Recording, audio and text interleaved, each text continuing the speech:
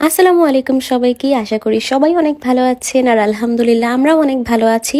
তো অনেক দিন পর একটা শুটের ভিডিও নিয়ে চলে আসলাম। আর এই দিনের শুটের ভিডিও ছিল আমার সব থেকে কষ্টের শুটগুলোর মধ্যে একটা, কারণ অনেক বেশি ঠান্ডা ছিল আর সোয়েটার ছাড়া আমি এই শুট করতেছিলাম। তার থেকে বড় কথা হচ্ছে এই শুটটা আমি নিয়েছিলাম আমার এক্সামের টাইমে। তো যেহেতু বেশি সময় দিতে পারবো না, তাই আমার অনেক সকাল সকাল উঠা লাগে। আপনারা নিশ্চয়ই ব্যাকগ্রাউন্ড দেখে বুঝতে পারতেছেন যেটা কত সকালের শুট। পিছনে কোনো গাড়ি নেই আর মেন রোডে আমি পোস্ট দিচ্ছি। আমার স্টোরিতে এই ভিডিওটা দেখে অনেকেই ভেবেছিলেন যে এই ড্রেসটা হয়তো রেড কালার, বাট এটা হচ্ছে একদম ব্রিক কালার, অথবা এটা অরেঞ্জ কালারও বলা যেতে পারে। বাট সামনাসামনি ড্রেসটা অনেক সুন্দর এন্ড এটা হচ্ছে জেসাল কি টু সাকসেস পেজের। আর এই শুটটা দেখে অনেকেই বলেছিলেন যে আমাকে এই শুটে নাকি অনেক ছোট ছোট মনে হচ্ছে। আসলে এটাই হচ্ছে আমার রিয়েল হাইট, বরং অন্য শুটগুলোতে আমাকে আরো লম্বা মনে হয়, বাট এটাই হচ্ছে আমার রিয়েল হাইট। আর সত্যি বলতে মেয়েদের হাইট আমার বেশি পছন্দ না ছোটবেলা থেকেই। এটা শুনতে একটু অবাকই মনে হচ্ছে যে আমার পছন্দটা একটু ব্যতিক্রম, কিন্তু এটাই সত্যি। ইভেন আমি যখন অনেক ছোট ছিলাম আমার আম্মু আমাকে ডিম, দুধ, কমপ্লেন, হরলিক্স এসব খেতে বলতো, কারণ এসব খেলে নাকি লম্বা হয়।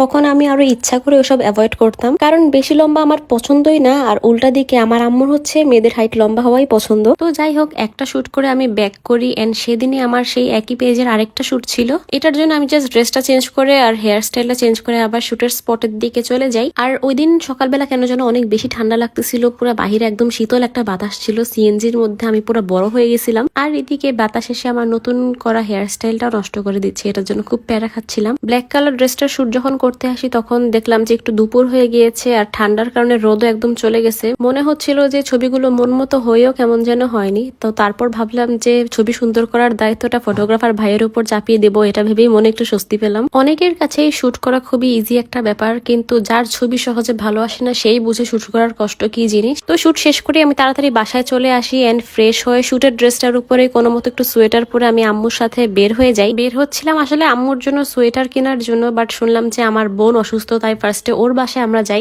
আর মনে মনে দোয়া করছিলাম যে হে আল্লাহ, আজকে রাতটা যেন একটু বড় হয়, কারণ আমার পরীক্ষা আর আমি কিচ্ছু পারি না। আর তার থেকে বড় কথা, আমি অনেকদিন যাবতীয় আম্মুকে বলছি যে সোয়েটার কিনতে বের হবো, বাট হচ্ছিলাম না। তো মাহিনের বাসার সামনে এসে একটা সুপার শপ পেয়ে যাই, সেখানে থেমে হচ্ছে ওর জন্য টুকিটাকি কিছু খাবার নেই, মানে রাতে ক্ষুদা লাগলে খাবার মতো জিনিস। তো ওর বাসায় গিয়ে বেশিক্ষণ ছিলাম না, জাস্ট দিয়েই হচ্ছে বের হয়ে যায়, কারণ আমার অনেক তাড়া ছিল। তো আম্মুকে নিয়ে এরপর হচ্ছে একটু আশেপাশের সবগুলোতে দেখি, কিন্তু আমার আম্মুর কিছুই পছন্দ হয় না। তো আমরা চলে আসি এন্ড আসার পরে আমি শুরু করি আমার অ্যাসাইনমেন্ট। আমার আসলে বাসায় এসে পড়তে বসার কথা এক্সামের জন্য, বাট আসার পর মনে পড়লো যে আমার বিশাল বড় অ্যাসাইনমেন্ট বাকি এন্ড সাবমিটের লাস্ট ডেটে চলে আসছে। এমন সময় আম্মুকে বললাম যে একটা কাপ চা থাকলে আমাকে দাও, পুরাটা রাত জাগা লাগবে। তো আম্মু আমাকে দিয়ে গেল এক গ্লাস দুধ। আর প্রতি উইকে আমি যত ব্যস্তই থাকি না কেন, যে কোনো এক রাতে আমার মাথায় তেল দেওয়া লাগি। আর এই হেয়ার অয়েলটার নাম হচ্ছে খুশবু সিক্রেট শাইন। যদিও আমার অয়েলের বটলটা থেকে স্টিকারটা উঠে গিয়েছে, বাট আপনারা রিসেন্টলি অনেকেই জানতে চেয়েছেন যে আমার হেয়ার রিসেন্টলি গ্রো করেছে, এটা কি ইউজ করে করেছে। তো আমার ইচ্ছা ছিল যে নিউ একটা বটল কিনলেই আমি ভিডিওটা বানাবো, বাট আপনারা অনেক বেশি টেক্সট যেহেতু করেছেন তাই এখনই করে দিলাম। এটা আসলে আমি আমার একটা রিলেটিভের কাছ থেকে